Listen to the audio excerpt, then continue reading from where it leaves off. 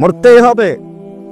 যতই বেঢঙ্গা হয়ে চলেন, যতই ওই না জেনে না শুনে না বুঝে একটা মানুষের পিছনে বিড়ি সিগারেটের জন্য ছুটবেন, অমুকের চরিত্র ফুলের মতো পবিত্র,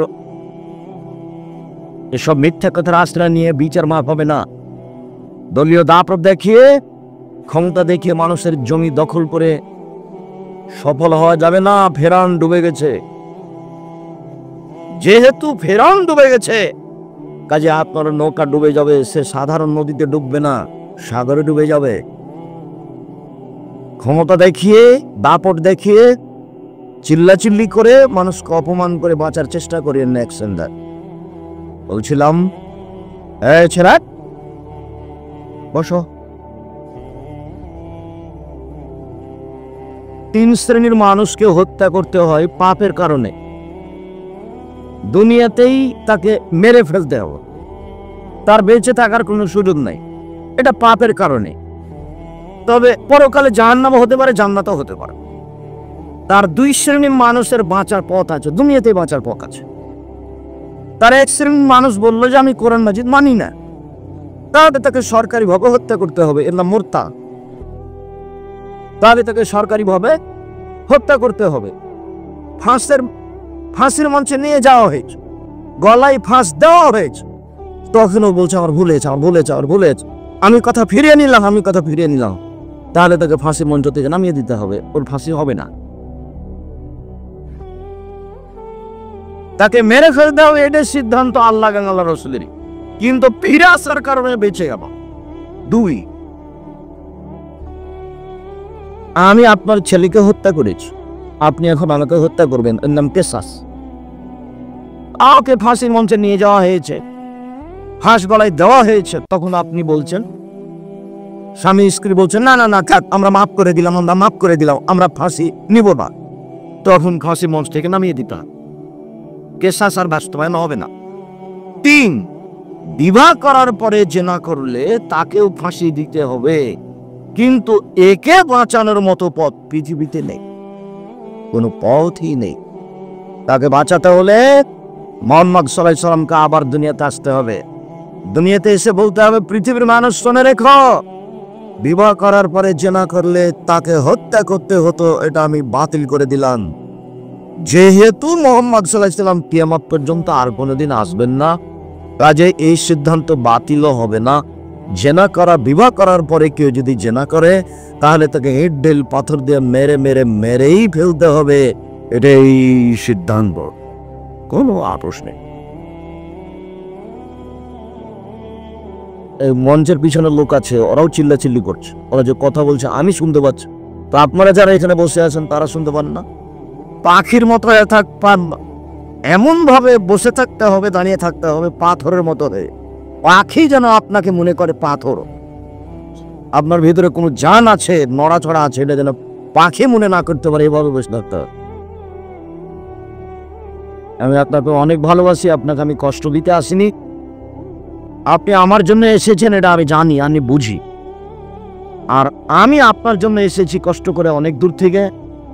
অতএব ভালোবাসা বজায় রেখে আমাকে দেখতে পান আর না পান, গুরুত্বপূর্ণ আলোচনা শোনার চেষ্টা করেন, ভালো হবে।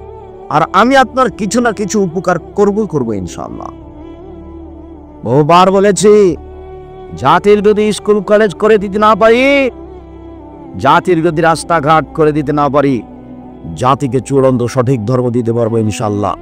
ধর্মের ব্যাপারে জাতিকে ফাঁকি দিয়ে আমি পরকাল হারাতে রাজি নই। 1990 সাল থেকে এখন পর্যন্ত এই 32 বছর বয়সে আমি কোনোদিন অপ্রয়োজনীয় বাক্য বলি না। এই 32 বছরে যে দিন প্রচার করতে মানুষের সামনে এসেছি, এই 32 বছরে আমি কোনোদিন অপ্রয়োজনীয় বাক্য বলি। দীর্ঘ 32 বছরে আমি কোনোদিন কেসা কাহিনী বলিনি। দীর্ঘ 32 বছরে আমি কোনোদিন মানুষের বদনাম করিনি। দীর্ঘ 32 বছরে আমি কোনোদিন সরকার বিরোধী বক্তব্য দিইনি। দীর্ঘ 32 বছরে আমি কোনোদিন আমার পরিচয় দিইনি। আমার যখন চাপ দিয়ে বলেছে, আব্দুর রাজ্জাক সাহেব বিজ্ঞাপন পোস্টারে আপনার নামটা লিখতে হবে, কি লিখবো? তখন আমি বলেছি আমার নাম আব্দুর রাজ্জাক আর আমার বাপের নাম ঈশ্বর, বাপ বেটা মিলে আব্দুর রাজ্জাক বনে এসে। এর চেয়ে জীবনে আমি কোনোদিন বেশি বলিনি। এই দীর্ঘ 32 বছর আমি কোনোদিন মানুষের কাছে পথ খরচ পাথরও চাইনি। এটাই সেই দিনাজপুর যেখানে মানুষ 1 পয়সাও দেয়নি, একবারে বিদায় করে দিয়েছে। আমি রাজশাহী চলে গেছি, আমি তাকে জিজ্ঞাসা করিনি, আজও জিজ্ঞাসা করিনি পয়সাটা দিলেন না কেন, গাড়ি খরচটা আপনি দিলেন না কেন, আমি আজও জিজ্ঞাসা করি। দিনাজপুরের সাথে আমার আন্তরিকতার অভাব নেই। দিনাজপুর নয়, আমি উত্তরবঙ্গে জামিয়া সালাফিয়া নামে ব্যতিক্রম ভিন্ন ধরনের প্রতিষ্ঠান খুলবই ইনশাল্লাহ। সেটাই জামিয়া সালাফিয়া তেঘরা বিরল দিনাজপুর। দিনাজপুর, রংপুর, লালমনিরহাট, নীলফামারী, কুড়িগ্রাম, পঞ্চগড়, ঠাকুরগাঁও, গাইবান্ধা, জয়পুরহাট, বগুড়া এইসব ডিস্ট্রিক্টের জন্য জামিয়া সালাফিয়া তেঘরা বিরল দিনাজপুর, যেখানে আমার সাথ। আমি জামিয়া সালাফিয়া তেঘরা বিরল দিনাজপুর, জামিয়া সালাফিয়া ডাঙ্গিপাড়া পবা রাজশাহী, জামিয়া সালাফিয়া রূপগঞ্জ নারায়ণগঞ্জ ঢাকা, এইসব প্রতিষ্ঠানের মাধ্যমে যেটা চেয়েছি সেটা হলো এইসব প্রতিষ্ঠানের ছেলেমেয়েরা বাংলা, ইংরেজি, আরবি উন্নত মানের শিক্ষা অর্জন করে জাতির অন্যায়ের বিরুদ্ধে লড়বে মুখে কলমে মিডিয়ে। এটা আমার স্বাদ। আমি এই স্বাদেই দিন কাটাচ্ছি, এটা আমার স্বপ্ন। এই স্বাদ নিয়ে আমি চলেছি। যে কোনো মূল্যে আমি ছেলেদেরকে উন্নত মানের শিক্ষা দেবই ইনশাআল্লাহ। তার বাস্তব দেখতে পাচ্ছেন, মুখে কলমে মিলিয়ে মুখে কথা বলছি, ছেলেরা বলছে বলবে। কলমে বই পুস্তক আছে, মাসিকা লিতে সম্পত্রিকা আছে। আপনার কাছে ছোট জিনিস, আমার কাছে ছোট জিনিস নয়। মাসিকা লিতে সম্পত্রিকায় 50টা প্রশ্নের উত্তর আছে। 12 জন মুফতি আছেন যাদের মাসে বেতন লাগে 30,000 থেকে 80,000 পর্যন্ত খরচ হয় তাদের পিছনে। জামিয়া সালাফিয়া এখন বেতন লাগে প্রতি মাসে প্রায় 30 লক্ষ। শিক্ষক শিক্ষিকা কর্মচারী নিয়ে প্রায় 250 জন শিক্ষক শিক্ষিকা কর্মচারী রয়েছেন যাদের প্রতি মাসে বেতন লাগে প্রায় 30 লক্ষ। আপনাকে এই টেনশন ভোগ করতে হবে না কিভাবে চলে, সেটা আমিও করি না। অতএব আপনাকে আমি করার জন্য বলিনি। আপনাকে আমি যেটা বলেছি সেটা আপনি বলবেন, আল্লাহ তুমি জামিয়া সালাফিয়াকে কবুল করো, বাস এটাই। তারপর কিভাবে চলবে সেটা আপনাকে আমাকে চিন্তা করতে হবে না। আমিও চিন্তা করে এটা কোনো হিসাব করতে পারি না, কাজে এদিকে আমি যাই না। আমি বলি যে আমার ভুলের কারণে তুমি এই কাজের কোনো ক্ষতি করো না, এটা আমার কথা। আর আমি জামিয়া সালাফিয়ার 10 পয়সা খাই না। আমি ওখানে এক সন্ধ্যা খেলে তার খাওয়া খরচ দিয়ে দিই। আমি আপনাদের প্রতিষ্ঠানের কোনো সুবিধা ভোগ করি না। আমি উত্তরবঙ্গে উন্নত মানের প্রতিষ্ঠান গড়বই করবো ইনশাআল্লাহ। সেদিনে আপনাকে দেখতে চাই ফেব্রুয়ারির 3 তারিখ রোজ শুক্রবার আপনার প্রতিষ্ঠান জামিয়া সালাফিয়া তেঘরা বিরল দিনাজপুর জুমার খুতবা আপনি উপস্থিত হবেন। এটা আমি চাই ইনশাআল্লাহ। এটা আপনার সাথে আমার ভালোবাসা। আমি আপনাকে ওখানে দেখতে চাই, এটা আপনার প্রতিষ্ঠান। আমি দূর থেকে এসে করছি। রাজশাহীতে যাবেন ডিসেম্বরের 22-23, রূপগঞ্জ নারায়ণগঞ্জ যান। রাজশাহী প্রায় 26 বিঘা জমির উপর অবস্থান করে পুরুষ শাখা, দিনাজপুর প্রায় 18 বিঘা জমির উপরে, আর রূপগঞ্জ নারায়ণগঞ্জ প্রায় 51 বিঘা জমির উপরে প্রতিষ্ঠান। রূপগঞ্জে যাবেন মার্চের 2-3, আর আপনারটা হলো ফেব্রুয়ারি 3। রাজশাহীতে যাবেন ডিসেম্বরের 22-23। আপনার ভালোবাসা অনেক, সেটা আমি বুঝি। আপনার আমি কোনো সময় কষ্ট দিতে চাইনি। আমার কোনো কথায় কষ্ট নিয়ে আপনি মন খারাপ করিয়েন না। আমি আপনার কল্যাণ চেয়েছি। আমি বলেছি রংপুর দিনাজপুরের মানুষেরা, বৃহত্তর রংপুর দিনাজপুরের মানুষেরা বেশিরভাগ ছেলের যৌতুক নেয়। এইসব বেশিরভাগ লোক মেয়েকে জমি দেয় না। আমি বলেছি যে জমি দেয় না, মেয়েকে জমি দেয় না, যেই ভাই বোনকে জমি দেয় না, ও কুকুর শ্রীগালের চেয়ে খারাপ। আমি যদি তোমার বাপকে কুকুর শ্রীগালের চেয়ে খারাপ প্রমাণ করতে না পারি, আমি আজকেই হাসিমপুর থেকে বিদেশে চলে গেলাম, আর কোনোদিন জাতির সামনে আসবো না। তোমার বাপকে যদি আমি কুকুর শ্রীগালের চেয়ে খারাপ প্রমাণ করতে না পারি, তোমার বাপ কোন লজ্জায় যৌতুক নাই। আমি বলেছি ভিক্ষা করা টাকা দিয়ে চাউল কিনে ভাত খেয়ে ইবাদত কবুল হবে, যৌতুকের টাকা দিয়ে ভাত খেয়ে ইবাদত কবুল হবে না। দেখি কোন মায়ের বেটা কথা উল্টে ধরতে পারে, এমন কোন মায়ের বেটা পৃথিবীতে জন্ম নিয়েছে। আমি কোরআন হাদিস বুঝি। 24 ঘন্টার মধ্যে তোমাকে যৌতুক ফেরত দিতে হবে, এটা হারাম পয়সা। ভিক্ষা করে খাও বাপ বেটা। এই চলাই বোকাজ খেলো। তোমার বাপের মুখের দিকে দেখো, তোমার বাপের মুখখান কালো হয়ে আছে। তুমি করেছো এটা। তোমার বাপ কোন লজ্জায় যৌতুক চাই, তুমি কোন লজ্জায় যৌতুক চাই? ভিতরে করে খাওয়া। বেড়ে খাবা কেন? মানুষের বাড়িতে কাজ করে খাবা। মানুষের বাড়িতে কাজ করে খাবা কেন? চকলেট বিক্রি করো, ব্যবসা করো, সবচেয়ে ভালো কাজ। কলা বিক্রি করো, সবচেয়ে ভালো কাজ। কাপড় বিক্রি করো, সবচেয়ে ভালো কাজ। ভিক্ষা করে দেওয়া হবে না। আলি ইয়াদুরুবিয়া খায়রুম মিন ইয়াদিস সুফলা। দেওয়া হাতটা ভালো নেওয়া হাতের চেয়ে। হাদিস বুখারী মুসলিম। সালাত আদায় করে জান্নাত পাওয়া যায়, জান্নাত কিনা যায় না। সিয়াম পালন করে জান্নাত পাওয়া যায়, জান্নাত কিনা যায় না। হজ করে জান্নাত পাওয়া যায়, জান্নাত কিনা যায় না। তাসবিহ তাহলিল জিকির আজকার করে জান্নাত পাওয়া যায়, জান্নাত কিনা যায় না। দান করে জান্নাত কিনা যায়। দানই একটা ব্যতিক্রম ইবাদত। তুমি যদি চাকরি না করে ব্যবসা করো, তাহলে একদিন না একদিন নিজের উপকার করতে পারবে, বাপ মার উপকার করতে পারবে, অসহায় মানুষের উপকার করতে পারবে, দেশের কমি খারিজি মাদ্রাসায় দান করতে পারবে। দান দিয়ে জান্নাত কিনা যায়। আল্লাহ বলছেন, পৃথিবীর মোমেন পুরুষ নারী শুনে রাখো, আমি তোমাদের কাছে টাকা এবং জানের বিনিময়ে জান্নাত বিক্রি করে দিলাম। যে আমি আল্লাহ তোমাদেরকে যে জান্নাত বেচে দিলাম, তোমরা কিনে নাও। সম্মানিত দিনী ভাই বোন, বিবাহ করার পরে যদি কোনো মানুষ জেনা করে, তাহলে তাকে মেরে ফেলতে হবে। আর বিবাহ করার আগেই যদি কেউ জেনা করে, তাহলে তাকে 100 লাঠি পিটিয়ে এলাকা থেকে 1 বছরের জন্য তাড়িয়ে দিতে হবে। দুনিয়ারই শাস্তি। পরকালে জাহান্নামও হতে পারে, জান্নাতে। কেউ যদি চুরি করে, তাহলে তার হাত কেটে দিতে হবে। দুনিয়ারই শাস্তি। পরে তাহলে জাহান্নামও হতে পারে, জান্নাতও হতে পারে। কেউ যদি মানুষের উপর অপবাদ লাগায় যে ও চুরি করেছে, ও জেনা করেছে, তো তাহলে তাকে 80 লাঠি পিটাতে হবে। পরকালে তার জাহান্নামও হতে পারে, জান্নাতও হতে পারে। কেউ যদি নেশাদার দ্রব্য পান করে, তাহলে তাকে 80 লাঠি পিটাতে হবে। বিড়ি, তামাক, জর্দা, সিগারেট, গুল সব নেশাদার দ্রব্য। ওকে 80 লাঠি পিটাতে হবে। পরকালে তার জাহান্নামও হতে পারে, জান্নাতও হতে পারে। এর চেয়ে বড় পাপ আছে, কিন্তু পৃথিবীতে তার শাস্তি উল্লেখ হয়নি। পৃথিবীতে সবচেয়ে বড় পাপ হলো শিরক। পৃথিবীতে সবচেয়ে বড় পাপ হলো শিরক। দ্বিতীয় বড় পাপ হলো বাপ মাকে অমান্য করা, না মানা। এটা হলো সিরিয়ালে পাপের দ্বিতীয় মহাপাপ। তৃতীয় মহাপাপ হলো মিথ্যা সাক্ষী দেওয়া। দিনাজপুর জেলে বহু পুরুষ নারী 20-30 বছর থেকে আছে, ও নিজেও জানে না আমি কেন জেলে। জজ জানে না ঘটনা কি, উকিল জানে না ঘটনা কি। যে মামলা সাজিয়েছে শুধু সেই জানে, টাকা দিয়েছে সাক্ষীকে, সাক্ষী বলছে আমি 2 চোখে মারতে দেখেছি। অথচ যার ব্যাপারে বলছো সেদিন রংপুরেই ছিল না, দিনাজপুরেই ছিল। তার নাম মিথ্যা সাক্ষী। মিথ্যা সাক্ষী পৃথিবীতে তৃতীয় মহাপাপ। জেনা মহাপাপ, তবে সিরিয়ালে 3 নয়। চুরি মহাপাপ, তবে সিরিয়ালে 3 নয়। সুদ খাওয়া মহাপাপ, তবে সিরিয়ালে 3 নয়। এতিমের সম্পদ খেয়ে নাও মহাপাপ, তবে সিরিয়ালে 3 নয়। সিরিয়ালে 3 নম্বর হচ্ছে মিথ্যা সাক্ষী দেওয়া। সিরিয়ালে 2 নম্বর পাপ হচ্ছে বাপ মাকে অমান্য করা, মেনে না চলা। সিরিয়ালে 1 নম্বর পাপ হচ্ছে শিরক করা। বিচারের মাঠে যেমন মানুষ সব উপস্থিত হবে, আজকে যেমন লাখো জনগণ উপস্থিত হয়েছেন, দূর দূরান্ত থেকে এসেছেন কষ্ট করে। আমি আপনার দিনী ভাই, উপস্থিত বৈঠকের মুসলিম বল, উপস্থিত বৈঠকের দিনী ভাই, আপনাকে আমি অনুরোধ জানাচ্ছি, আপনি আমাকে দেখতে পান আর না পান, আপনি একবারে পাথরের মতো দাঁড়িয়ে থাকবেন, বসে থাকবেন। আমি আপনার জন্য এসেছি।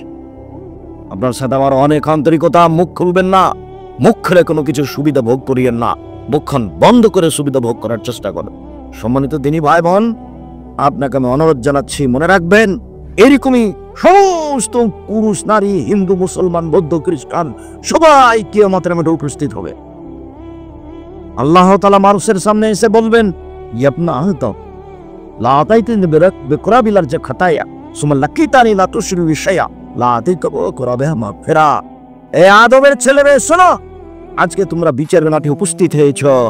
তোমরা যেই পরিমাণ পাপ নিয়ে উপস্থিত হয়েছো, আমি আল্লাহ সেই পরিমাণ ক্ষমা নিয়ে উপস্থিত হয়েছি। তোমাদের পাপ যত, আমার ক্ষমা তত। তোমাদের পাপ যেই পরিমাণ, আমার ক্ষমা সেই পরিমাণ। তোমাদের পাপ যত, আমার ক্ষমা তত। তোমাদের পাপ যত, আমার ক্ষমা তত। তোমাদের পাপ যেই পরিমাণ, আমার ক্ষমা সেই পরিমাণ, যদি শিরক না হয়ে থাকে। শিরক সবচেয়ে বড় পাপ। এদেশ হিন্দুদের দেশ, মুসলমান বসবাস করছে। এক সময় মুসলমান ছিল না, শুধু হিন্দু ছিল।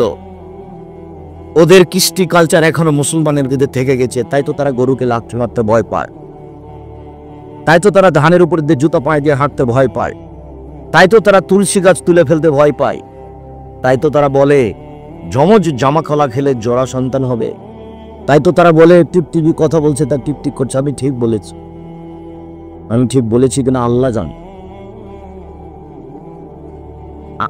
ঠিক কি করে জানলাম একটা ছোট প্রাণী যে আমি সত্য বলছি না মিথ্যা বলছি? এর নাম শিরক। এদেশের মাটি শিরকে পরিপূর্ণ হয়ে আছে। মানুষে বলে যে ঝড় বৃষ্টি বন্যা বিপদ সীমার উপর দিয়ে চলেছে। না না, ভারত বাংলাদেশ পাকিস্তানে শিরক চলেছে বিপদ সীমার উপর দিয়ে। কথায় কথায় শিরক, কাজে কাজে শিরক, চলাফেরায় শিরক, ওঠা বসায় শিরক, প্রতিষ্ঠানে শিরক, কলেজ বিশ্ববিদ্যালয়ে শিরক, বাড়িতে শিরক, মা চাচির কাছে শিরক, শিক্ষকের কাছে শিরক। একবারে দেশটা শিরক দিয়ে ভরা। শুধু কবরে গেলে শিরক হয় জিনা।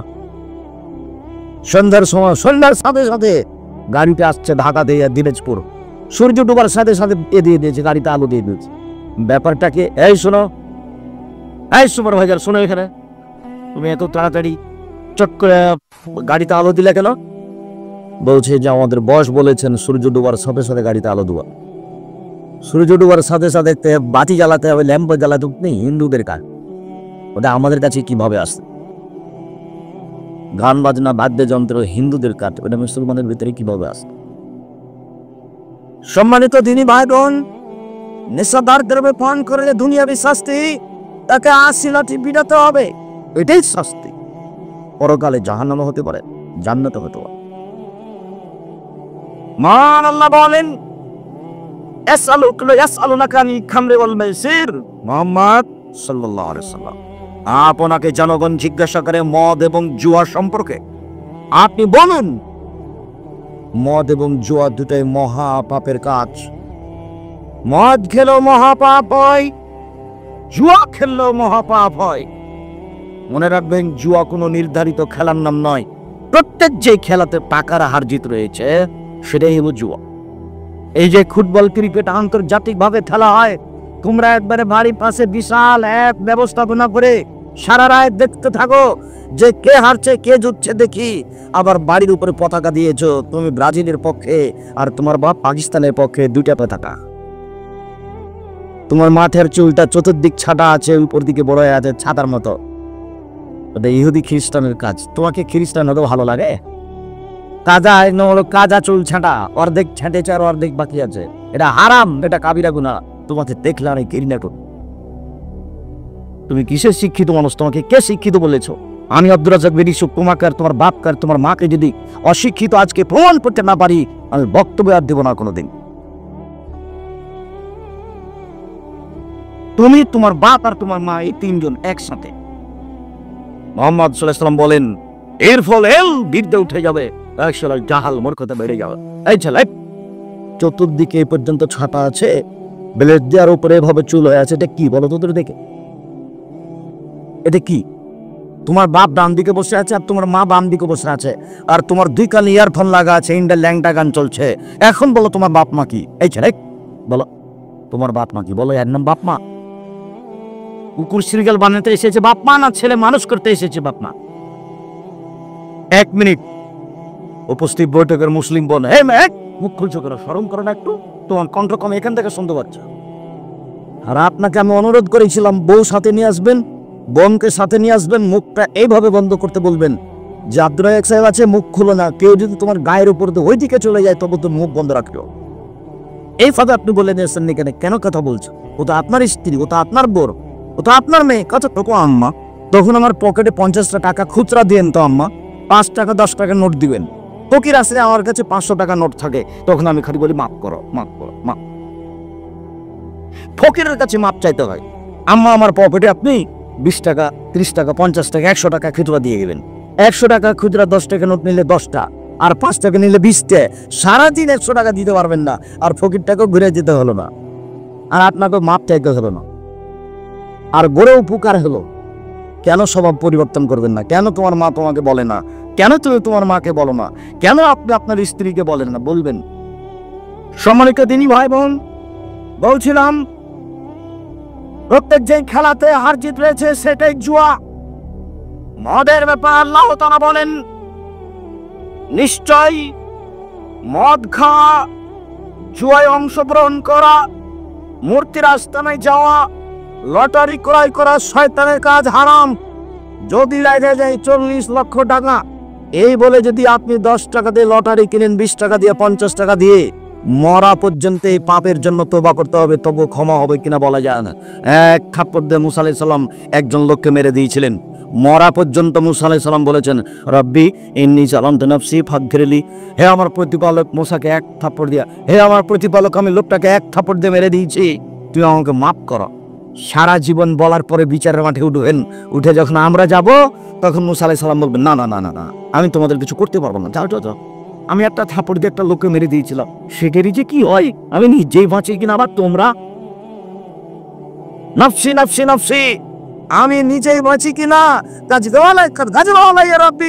আমার প্রতিপালক আমার উপর রাগ করেছেন, মা গাজবামিন তাবলালা বাঘ, এত রাগ তিনি পূর্বেও করেননি, এত রাগ তিনি পরেও করবেন না, আমার যে কি হয় তা আমি নিজে বুঝি না, আমি তোমাদের কিছু উপকার করতে পারবো না, তোমরা এখান থেকে যাও।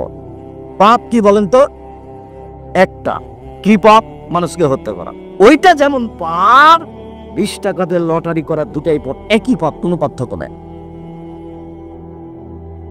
আরেকটা এই যে দোকানে বসে আড্ডা ফুটতে ফুটতে বললেন, আসলে ঠিকই বলছিস, ও আসলেই খারাপ। এই পাপটা কেমন? একটু আগে যে আপনি মানুষের জমি দখল করে নিয়েছেন, 20 শতক জমি দখল করে নিয়েছেন, 20 শতক জমি, ওইটা যত পাপ এটাও তত পাপ। ওটাও মানুষের হক নষ্ট, এটাও মানুষের হক নষ্ট। আপনি মনে করছেন আমি কিছু করিনি, আমি খালি বলেছি, ঠিকই বলেছি, আসলেই খারাপ, এটাও মানুষের হক নষ্ট, ওটাও মানুষের হক নষ্ট। সব ছেলেরাকে জমি লিখে দিয়েছেন, এখানে বহু মুরব্বী আছে, ভালোবাসা দেখে বেটা ছেলেরাকে জমি লিখে দিয়েছে, ধন শুরু করেছে, পৈতৃক সম্পত্তি, বাপের সম্পত্তি। যতক্ষণ পর্যন্ত ছেলে আপনাকে হত্যা না করেছে ততক্ষণ পর্যন্ত ছেলে আপনার জমি পাবে। আপনি কেন চাকরি বললেন, তোকে ত্যায্যপুত্র করলাম, তোকে ত্যায্যপুত্র করলাম, তোকে বাড়ি থেকে বের করে দিলাম, তুই বাড়িতে উঠিস না, তুই আমার জমিতে উঠবি না, তুই আমার ডেহিতে উঠবি না, এত চিল্লাপচালি কেন হবে? ছেলে আপনাকে মেরেছে, ছেলে আপনাকে গালি দিয়েছে, তাড়াহুড়া করে অজু করেন, অজু করে এসে ঘরে ঢুকে দীর্ঘ সালাত আদায় করে উপরে বলেন, না আমি তো এই ছেলে চাইনি, আমি যার চেয়ে ভালো চেয়েছি, তুমি আমাকে ছেলে ফেরত দাও, এখনই দিতে হবে, এখনই দিতে হবে। যদি বলতে হয় তাহলে হাতে পর্যন্ত উঠাতে হবে, হাত দুটা জমা করতে হবে, এর প্রয়োজন নেই, জমা করলে কোনো সমস্যা নেই, এরকম করে থাকতে পারে, এখনই দিতে হবে। সেটা যদি পানি চাওয়া হয় তাহলে এইভাবে, এখনই দিতে হবে। সেটা যদি অন্য কিছু চাওয়া হয় তাহলে এভাবে, আর স্বাভাবিক হাত তোলা হবে, কাঁধ সামনাসামনি, এভাবে। জমা হতে পারে, ফাঁকা থাকতে পারে, আমি মনে হয় কথা বুঝাতে পারি না। এখনই দিতে হবে, আমাকে ছেলে এখনই ফিরে দিতে হবে। আমি এরকম ছেলে তোমার কাছে চাইনি। ছেলে তাড়াহুড়া করে 5 মিনিট 10 মিনিট পরে এসে পা ধরে নিয়ে পড়ে, আব্বা আমার ভুল হয়ে গেছে, আপনাকে গালি দাও, আব্বা ভুল হয়ে গেছে, আমাকে মাফ করেন। এর নাম ছেলে আপনার। আল্লাহ আপনাকে ছেলে কি করে দিয়েছে? ফিরিয়ে দিয়েছে। আপনি ত্যায্যপুত্র বলে কোনো লাভ না। কোটিবার যদি বলেন তাকে ত্যায্যপুত্র করলাম, আপনি মরে যাবেন, তখন জমি নিয়ে নিবে, নিতেই হবে, এটাই ঠিক। আপনার কথাটা ব্রিট হক নষ্ট করতে যায় নাই, সেটা তোমাকে আমি বলে দিয়েছি, তোমাকে আমি শতবার বলেছি, কথার সাথে আমার মুনাফিকি করো না। তোমার বাপকে আমি বলতে বলেছি, আব্বা ভাগ্য নিয়ে দুনিতে এসেছি, ভাগ্য ছেড়ে আসুন, কি করে খাবো এটা ভাগ্যে লেখা আছে। যেহেতু ভাগ্য নিয়ে এসেছি আব্বা, কাজে ফুফুর জমি খেতে রাজি না, আগে ফুফুকে জমি ভাগ করে দেন। আমি তোমাকে দেখিয়েছি যে তোমার দাদা 15 বিঘা জমি রেখে গেছে, তোমার বাপ নিবে 10 বিঘা, তোমার ফুফু নিবে 5 বিঘা। তুমি বলো তো, তোমার ফুফু নিবে সকালে, তোমার বাপ নিবে সকালে, আর তোমার ফুফু নিবে বিকালে, এরকম না একসাথেই? 10 বছর এলো তোমার দাদা মারা, এখনো তোমার বাপ দেয়নি। কষ্ট নিও না, তোমার বাপকে আমি কুকুর ছেড়ে দেখছে খারাপ তো মনে করতে চাইছি, এটা দিয়ে আমি তোমাকে কষ্ট দিতে চাইনি, এটা দিয়ে তোমার বাপ বেটাকে নীতি শিখিয়ে দিতে চাইছি, অন্যায় হচ্ছে। দেখুন, রাজশাহী চাঁপাইনবাবগঞ্জে বলে, হাত থেকে ঢেল ছুটে গেলে যেমন ঢেল ধরা যায় না, শ্বাস বন্ধ হয়ে গেলে তেমন পাপকে ঠেকানো যায় না। হাত থেকে ঢেল ছুটে গেলে যেমন ঢেল ধরা যায় না, শ্বাস বন্ধ হয়ে গেলে তেমন পাপকে ঠেকানো যায় না। অতএব শ্বাস বন্ধ হওয়ার পূর্বেই নিজেকে সোচ্চার হতে হবে। সম্মানিত দিনী ভাই বোন, লটারি ক্রয় করা চিরদিনের জন্য হারাম, কোনোদিন লটারি ক্রয় করবেন না, ওর নাম জুয়া। কোনোদিন জুয়া খেলে অংশগ্রহণ করুন না, হারাম। মহাপাপ। আবু সাঈদ খুদরি রাদিয়াল্লাহু তাআলা আনহু বলেন, রাসূল সাল্লাল্লাহু আলাইহি ওয়াসাল্লাম বলেছেন, মান শারাবা ইয়াওমান লাম ইয়ারজাল্লাহু আনহু আরবাইনা সাবাহান, কেউ যদি নেশাদার দ্রব্য একবার পান করে তাহলে 40 দিন আল্লাহকে নিজের দিকে করতে পারবে না। 40 দিন। এমন কোন পাপ নাই যার বিবরণ এরকম, জেলা মহাপাপ তো বিবরণ এরকম নাই, সুদ মহাপাপ তো বিবরণ এরকম নাই। 40 দিনের সাথে আর কোনো পাপ জড়িয়ে না। কেউ যদি একবার নেশাদার দ্রব্য পান করে তাহলে 40 দিন আল্লাহকে নিজের দিকে করতে পারবে না। আল্লাহ আমার ভুল হয়েছে, আল্লাহ আমার ভুল হয়েছে, আল্লাহ আমার ভুল হয়েছে, আস্তাগফিরুল্লাহ ওয়া আতুবু ইলাইহি, আস্তাগফিরুল্লাহ ওয়া আতুবু ইলাইহি, এটা 40 দিন পরে শুনবেন। আর কে যদি জেনা করে দিয়ে বলে আল্লাহ আমার ভুল হয়েছে, মাফ করো, দুই চোখের পানি ঝরছে, তখন আল্লাহ বলবে আচ্ছা দেবো, যাও যাও, মাফ করে দিয়ে যাও। 40 দিন নাই। মদ খুব খারাপ জিনিস। আবু হুরায়রা রাদিয়াল্লাহু তাআলা আনহু বলেন, রাসূল সাল্লাল্লাহু আলাইহি ওয়াসাল্লাম বলেছেন, মান সারাবাল খামরা লাম তুকতালাহু সালাতুন 40 লাইলা, কেউ যদি নেশাদার দ্রব্য পান করে তাহলে 40 দিন তার নামাজ কবুল হবে না, সালাত কবুল হবে না।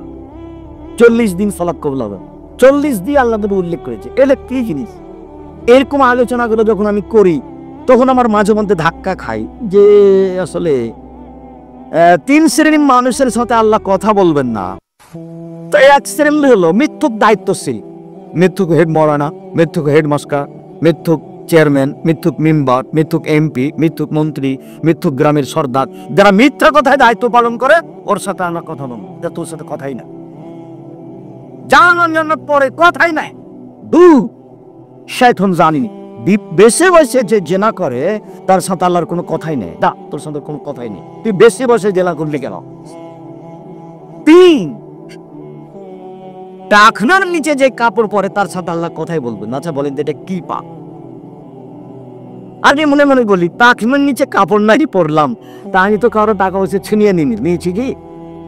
টাকনার নিচে কাপড় পরলাম তা আমি তো সুদ খাইনি। টাকনার নিচে কাপড় পরলাম তা আমি তো জেনা করিনি।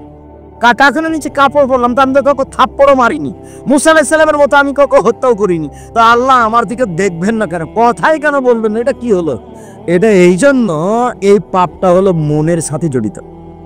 মনে চাচ্ছে যে প্যান্টটা পুরো টাকনির নিচে রাখি, মানে ঠ্যাঙ্গা ঠ্যাঙ্গা লাগে। স্ত্রী মেয়েতে বলছে, আব্বু টাকনির নিচে প্যান্ট উপরে রাখলে কেমন কেন জানি কেমন কেমন লাগে। বই বলছে, শোনো প্যান্টটা তুমি টাকনির নিচে করো তো, খালি উপরে করে থাকো, কেমন কেমন লাগে তাহলে ঠ্যাঙ্গা ঠ্যাঙ্গা লাগে। তখন বউ বেটি সবার কথা শুনে প্যান্টটা কিসের নিচে রেখেছে? টাকনির। এর মনে চাচ্ছে সেজন্য, এই জন্য এত বড় পাপ। একটু পরে আপনাকে বলবো, সে হাদিসটা এখানে একটু বলে রাখি। আল্লাহ রাসূল বলছেন যে 4 শ্রেণীর মানুষ জাহান্নামে যাবে।